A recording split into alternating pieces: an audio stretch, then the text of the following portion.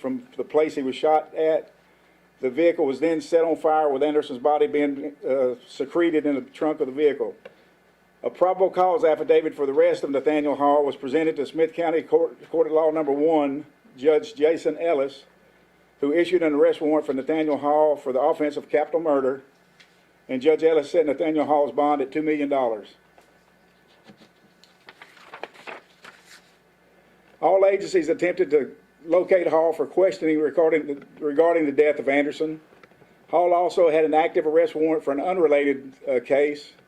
On the evening of September 4th, a patrol officer with the City of Tyler Police Department conducted a traffic stop on a vehicle with 5 individuals in it, and one of them was determined to be Hall. Hall was armed at that time with a 9mm and an AR-15, both of which were determined to be stolen. Smith and Rusk County detectives, along with Texas Rangers, interviewed Hall, who was uncooperative. Hall was later booked into the Smith County Jail on the warrant for his arrest. After being booked into the Smith County Jail, Hall was overheard making a phone call to his sister, Rachel Toole. Hall told Toole she needed to clean up because he was in jail. We took that to mean clean up the crime scene. Hall remains in Smith County Jail at this time on the $2 million bond. And his date of birth, I believe, is November 22nd, 2005. During the initial investigation, detectives received information to indicate Hall contacted his mother shortly after dumping the body in Turnertown. Once Rusk County Sheriff's Office officials determined the offense took place in Smith County, they contacted Smith County Sheriff's Office. At this time, the Smith County Sheriff's Office Criminal Investigation Division joined the investigation along with the Rusk County, who stayed active in the investigation along with the Texas Rangers. Detectives obtained and executed a search warrant for the residence located at 21878 County Road 2160 in Troop, Texas, which is in Smith County, and that's where the murder was determined to have taken place. On the evening of this suspected murder, gunshots were heard as Hall and the victim were outside of the residence. During the execution of the search warrant, several shell casings and bullets were located in the property. Some of the bullets appeared to be the same type bullets that were found with the AR-15 during the traffic stop by the Tyler Police Department.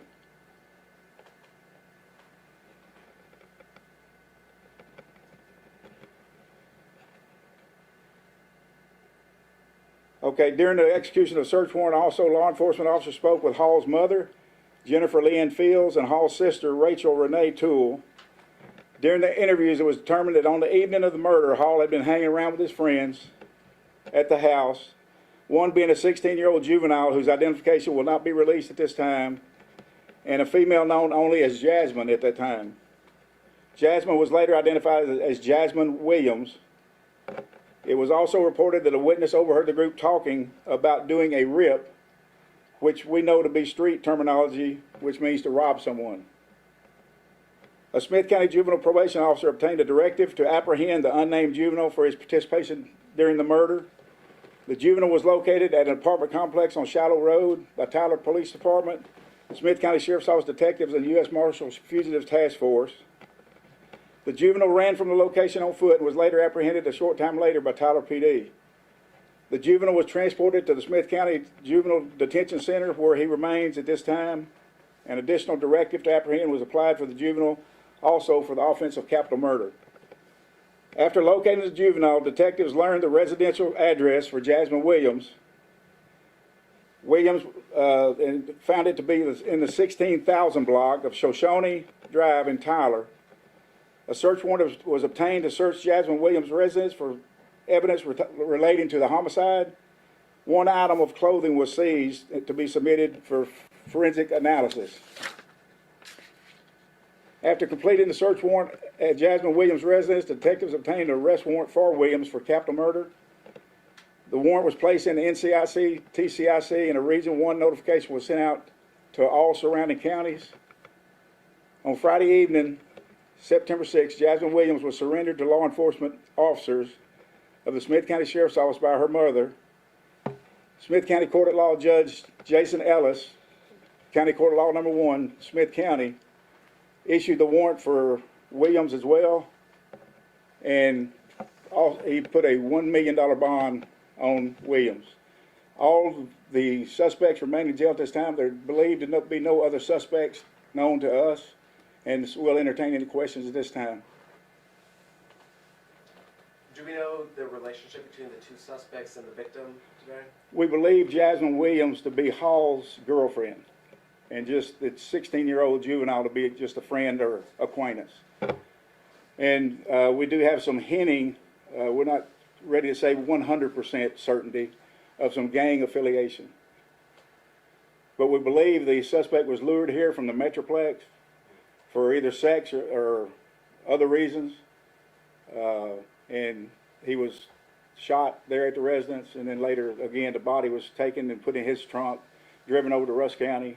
And the ironic thing about it is Sheriff Valdez and I were together many times during this for unrelated reasons, and he told me that it's going to end up being in Smith County, and he was right. So, do we know what part of the Metroplex he was from? you remember the city, Sheriff? Bedford. Bedford. That's like Hirsch, Euless, Bedford area right there, that little triangle. HB area. Right, right. Do we know the address of the house the murder took place at?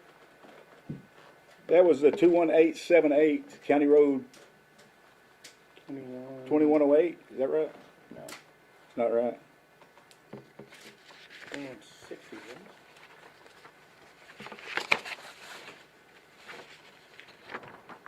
It's 21878 County Road 2160. True. And just for clarification, you said that the suspect pulled over, and then his weapons were identified to be the bullets of the weapons were identified to be a match to the. No. He was pulled over with 4 other individuals on a traffic stop. That obviously we're going to search the vehicle for weapons. He found 2 weapons that were claimed by him. Both of them were stolen, and we're not sure. We know the rifle was not used, but we're not sure about the pistol. It'll be submitted, but we're not sure. I'm not sure. The sheriff's probably not. We're not probably willing to give that information up as of yet anyway, as to what caliber it was or how many times the victim was shot or anything of that nature. Obviously, for reasons we still have to finish up the investigation. So there's certain things we want to protect. So how did these suspects know Anderson? Were they just friends, or how did they know him? Sheriff, you know. We believe that they were lured through social media. They lured him down here. And what was random? Did they actually know him? Nope. No indication.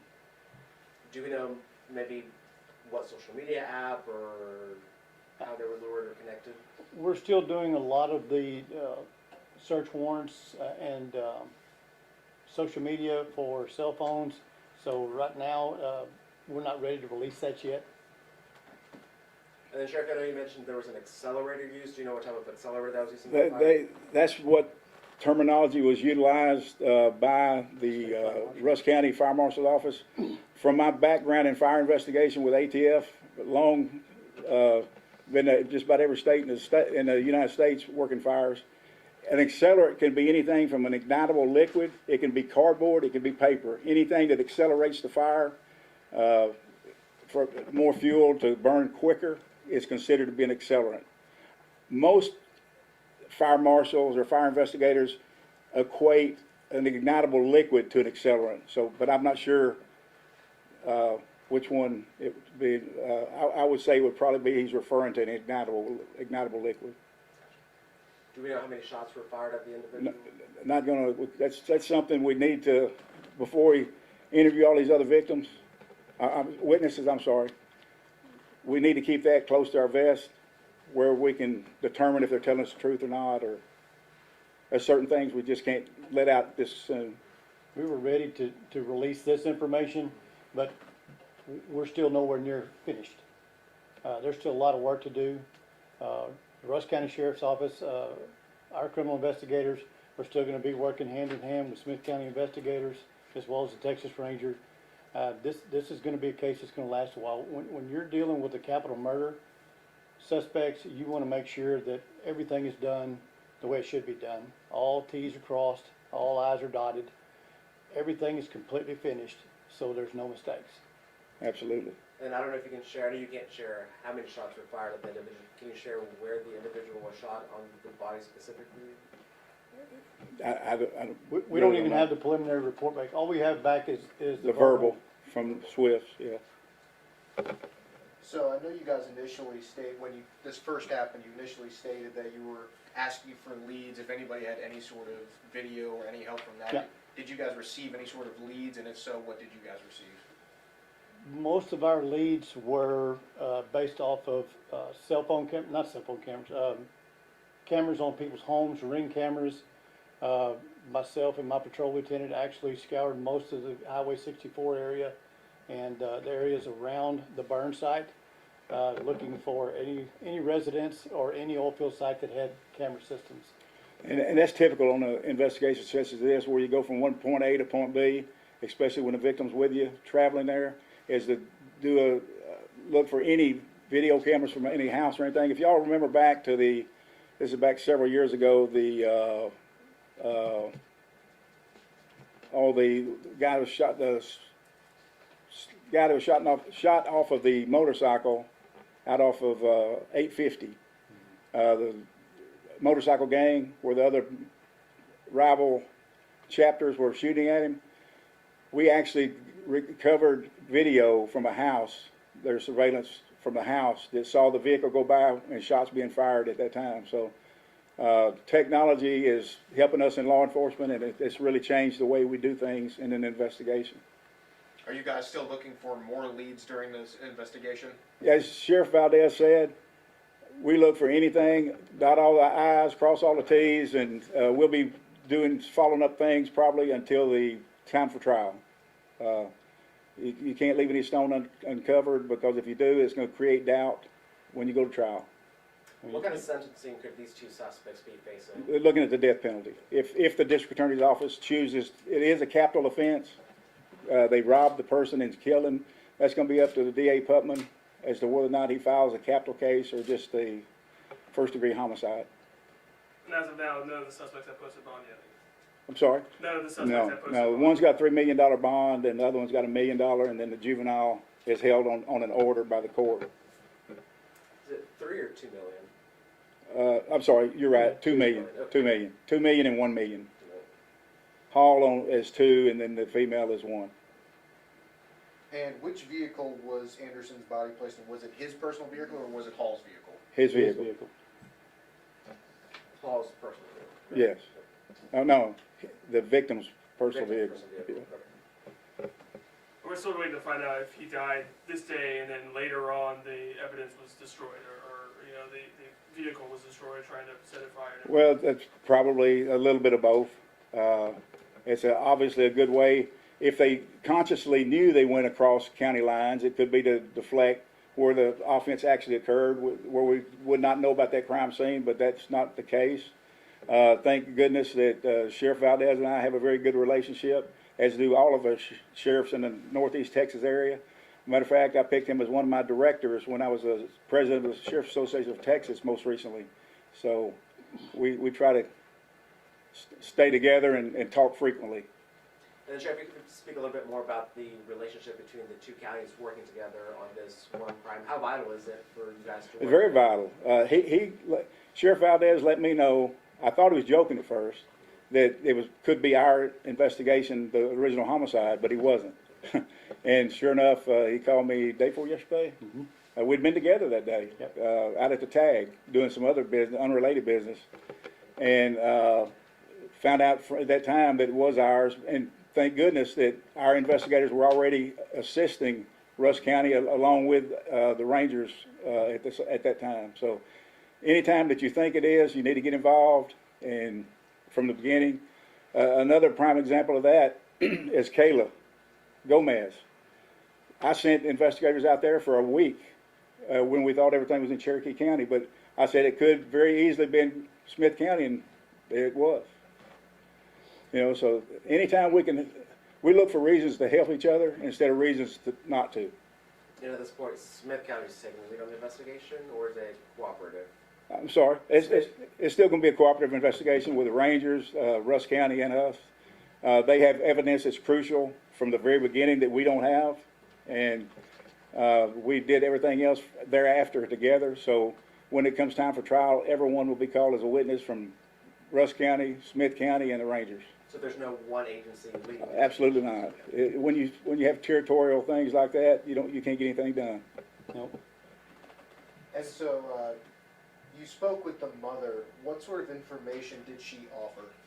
I can't go into detail about what she offered. She corroborated some things, and that's about the best that we can leave it at that.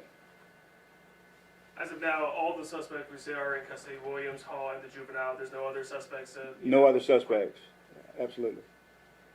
And when you look at the fact that this all happened Sunday, this was an effort that took several agencies, including our two agencies, and we were able to come to y'all and tell you the suspects are in custody. That's just to add to the question earlier. That's the reason why the Smith County Sheriff's Office is so successful. We're so successful working with the Rangers, working with the State Fire Marshal's Office, the Fugitive Task Force for the Marshal Service. This is why we're as successful as we are. We put all the cards on the table. Crooks nowadays are mobile, more mobile than they were when he and I first started in law enforcement, him before me. So if we don't get together and we don't work together, then we can't even deconflict the cases that we're working. So because we do these things and we do them on a regular basis, this was a seamless transfer that will be completed within the next couple of weeks, where everybody's already having meetings, his investigators, the Rangers, our investigators, having meetings every morning, tracking what all we're doing, what needs to be done, what's already been done, so we can check them off those lists. Absolutely. And do we know if he was shot and burned on the same day, the victim? Not until we get the autopsy result back. We believe it to be soon there, but we're looking at midnight being involved there, so we can't technically say at what times. At this point, is there maybe any threat or lack thereof to the community, or is this pretty much an isolated? I think the threat was over the minute the last one was arrested yesterday. And was that arrest done peacefully, or was there any altercation with It was peacefully. It was the female, the girlfriend of Hall, and she was actually handed over to us by her mother.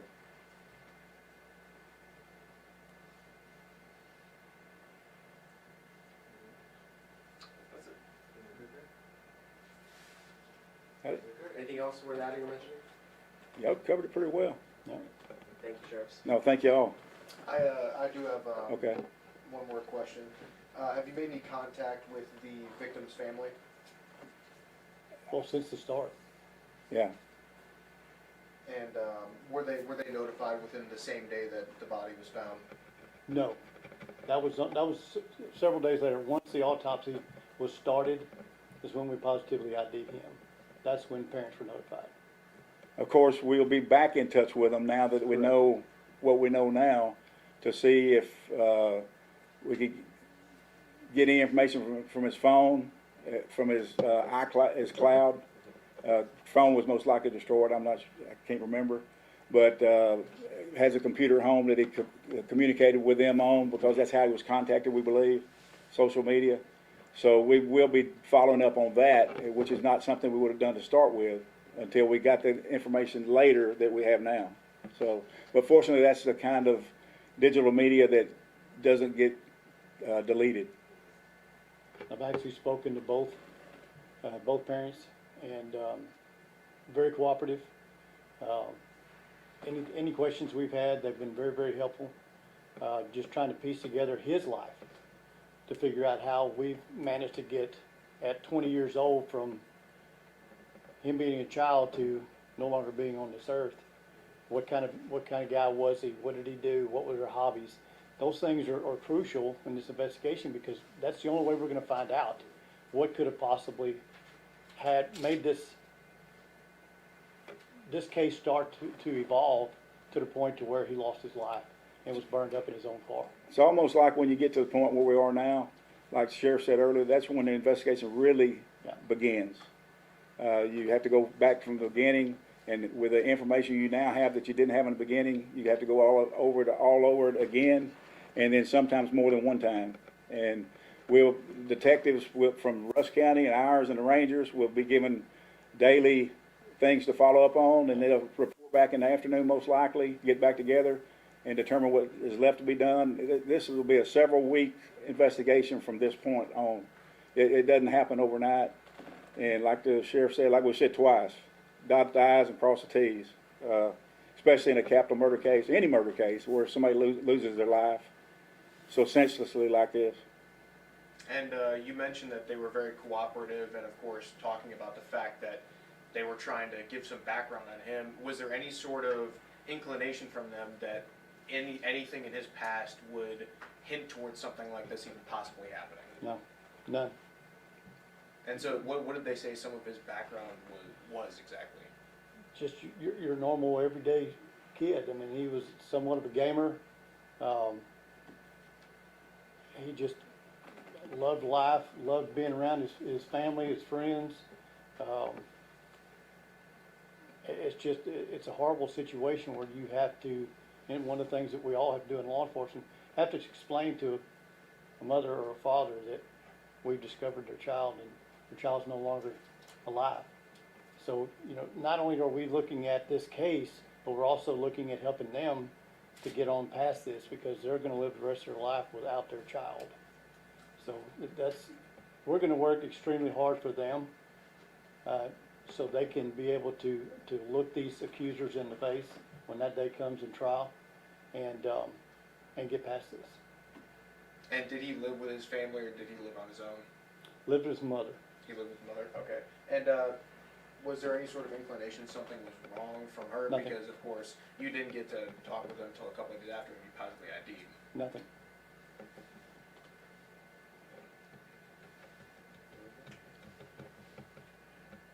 Appreciate y'all. You bet.